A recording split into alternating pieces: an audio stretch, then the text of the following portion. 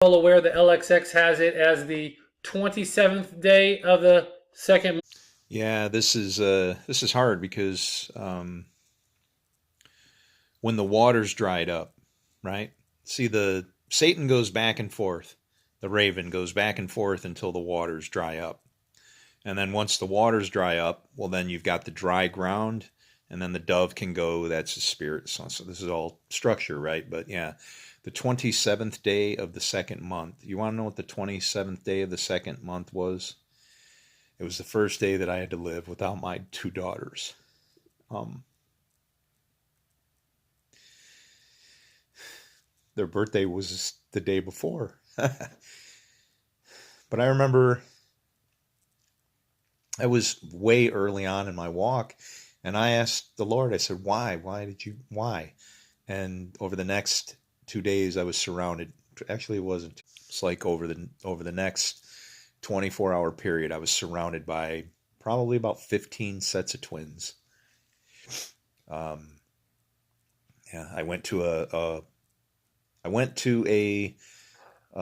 small group study that they were hosting, for Rick Warren, and it was the 40 Days of Purpose. And actually, I looked at the book and I never made it past the very last two chapters, the last 2 days. Um, I guess I made it up to the third day before the last chapter there. But when I walked in, there were two little kids in that house, and they looked very similar. And then I realized the lady had twins. Her name was Lisa Berger, and and I said, "Wow, you have twins too?" And I didn't want to make her sad, giving her my stuff, but I said, "Oh, wow, you have twins too?"